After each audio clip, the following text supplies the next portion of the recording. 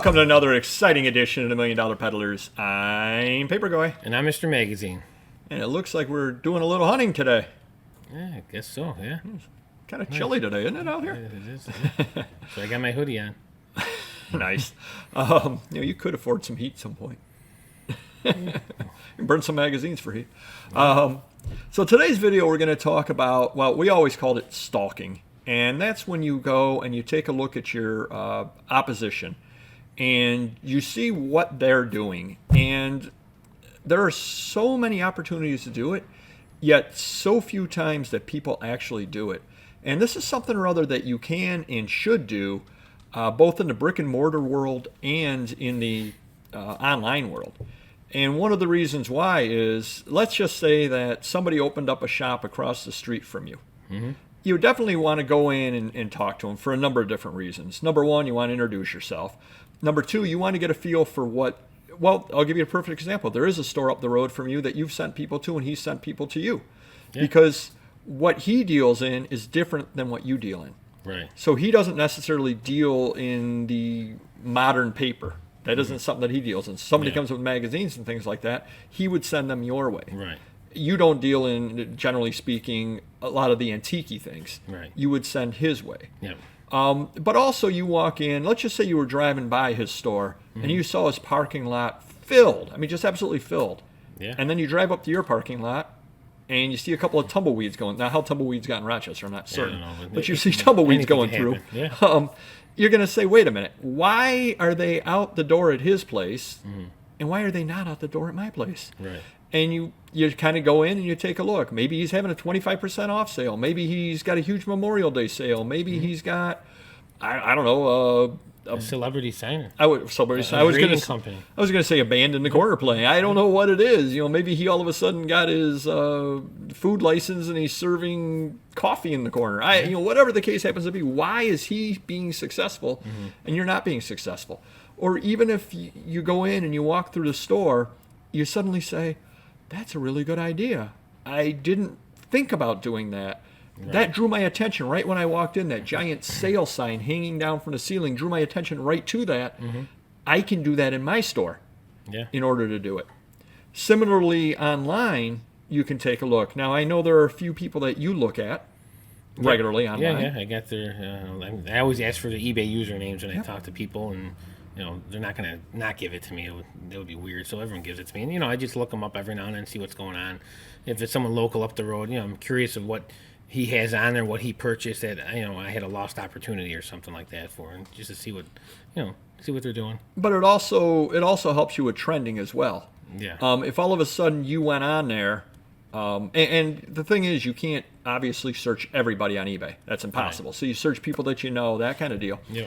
And if all of a sudden you look on there and he made 52 sales of Pokemon cards and you didn't realize that Pokemon cards were good, right. Hey, wait a minute, I've got a box of Pokemon cards in the corner. Yeah. I mean, I'll give you the perfect example back a couple of months ago when the Marvel cards were super hot. Yeah. And all of a sudden you see, wait, he sold that for $125?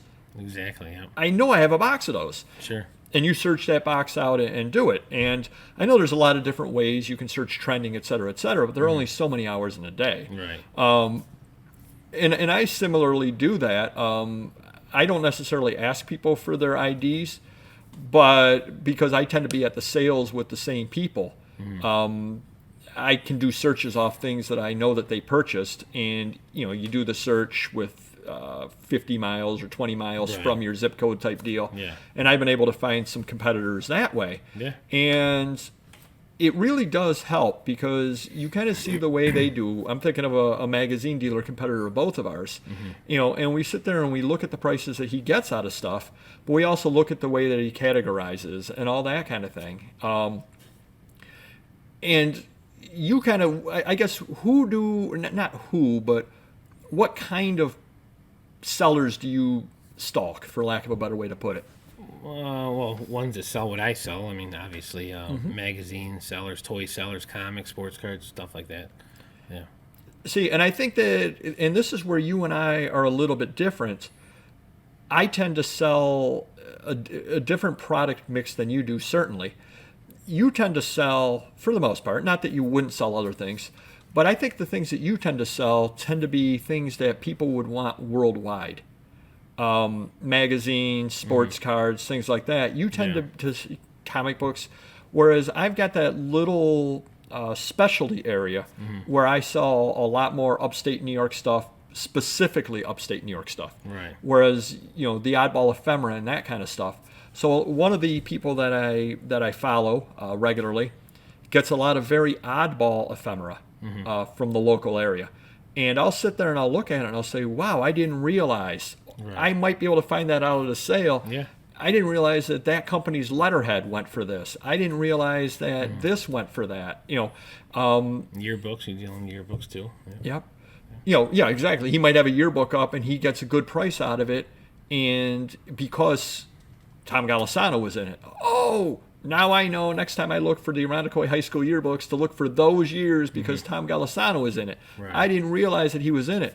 So you can do a lot of research off of just taking a look at your competitors and seeing what they're doing.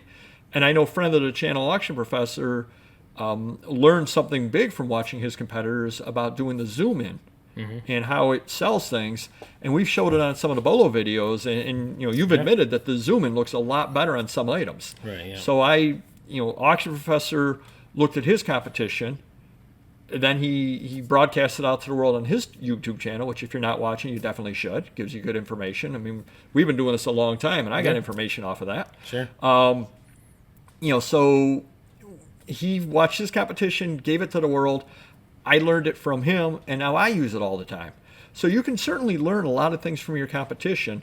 Another thing is they've got things that you've got. Right. Theirs are selling. Yeah. Yours aren't selling. Yeah, for whatever reason. Yeah. Why is it? Is it the price point? Right. Oh, wait a minute. This guy's got free shipping and sports cards. And let me check around. Hey, everybody seems to have free shipping and sports cards, and I'm charging $5 for a card shipping. Right. Maybe that's priced me out of the market on sports cards. Exactly. Because I'm turning down these $5 offers because I want $10 on it. Why am I going to take 5? Oh, 5 plus 5 shipping equals 10. Yeah. Everybody else has $10 free shipping. Oh, and they're getting bumped up in search. Okay, in this category, as much as I know you don't like free shipping, you actually realized in that category from looking at your competition that you had to offer free shipping and sports cards in order to stay competitive. Right. Yeah. So it's a very good thing to do to continually look at your competition, see what they're selling, or if all of a sudden you saw one of your competitors completely, you take a look at what he's listing sooner. We'll just say the gentleman that you do that does sports cards. Yeah. And all of a sudden you go on there, and in the last month he's listed no sports cards, and he's just listed art prints. And you go on 2 months, and no new sports cards, all just art prints. What can you do at that point? Well, I would stop watching them. well, I wouldn't stop watching them. Yeah. I would go over to see them. Yeah. And I'd say, hey, I noticed you're starting to sell art prints. What do you have sitting in a corner somewhere? Yeah, well, a lot of art prints. Yeah. Or baseball cards he's not listing anymore for whatever reason. Well, you have art prints. Yeah, right. He's moved out of baseball cards. Yeah. Hey, why are you going into art prints? Oh, I'm making a lot more money off of art prints. They're so much easier to ship, so I can get a lot higher price out of them. That's interesting. I've got a box of art prints. What are you doing with your old baseball cards? Right. I don't even care about those anymore. Hey, maybe we can make a deal where I trade you these boxes of art prints and you trade me some cards. Sure. And that would be a win-win just because your competition at that point moved out. Right. And what got me thinking of that is by the time this will all be past news, but everyone is aware that adult material is no longer being allowed on eBay. Correct. Who reached out to you? I don't know. Who? A lot of people have. Oh, you mean a lot of sellers with adult stuff? Yes. Well, one specific seller in the South. Oh, well, I reached out to him actually. But what's he doing? Yeah. So I'm probably the number one adult magazine dealer on eBay. So I'm losing the most. He's number 2. Yeah. So I reached out to him and said, "Hey, what are you doing with your inventory? You're going to continue somewhere?" And basically, he's an older gentleman. Said, "No, I'm moving. I'm going to sell what I can on eBay, and then I'll give you an offer on the I'll sell them to you with some price when I'm done. June 15th." So. And, well, let me ask another question out there. Have you run into him in the past? Yes, a recent local deal.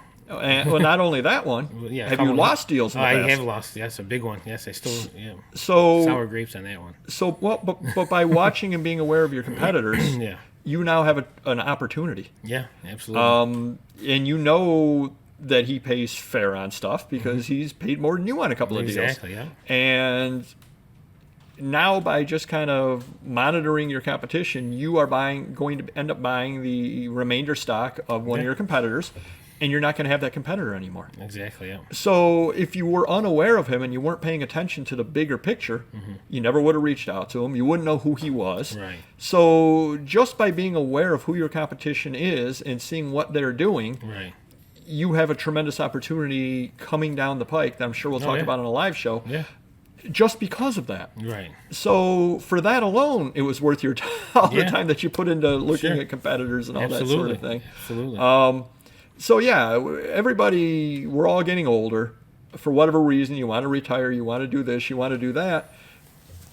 You got to do something with your inventory. And most people, what do they end up doing with their inventory? They box it up, throw it off in the garage, and forget about it. Right. Well, if that's what you're doing with it anyway, and a dealer reaches out to you and says, "Hey, I noticed you're not selling on eBay anymore. You had a whole bunch of stuff. What did you do with it?" Yeah.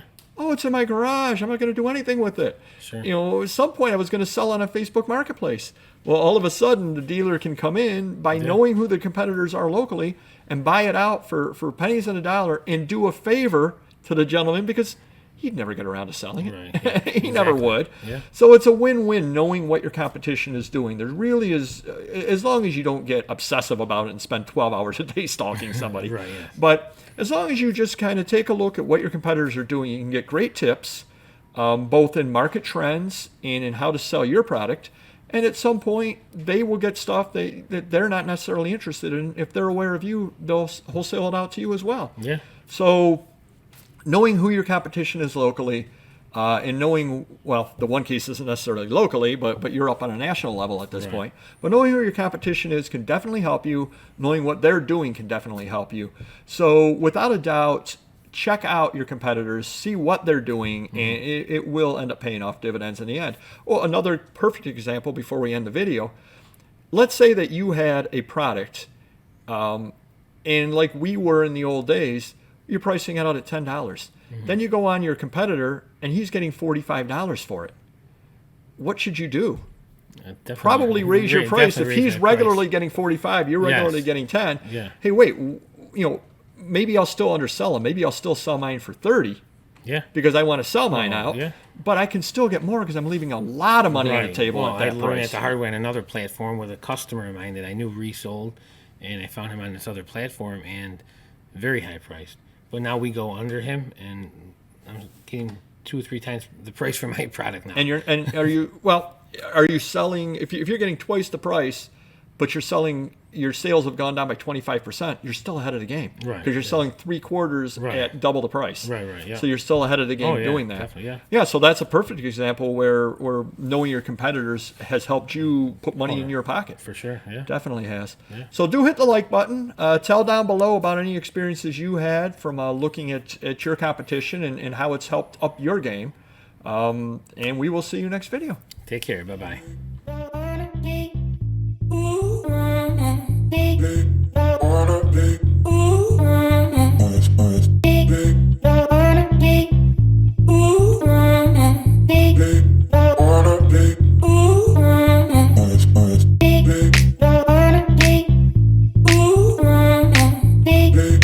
Wanna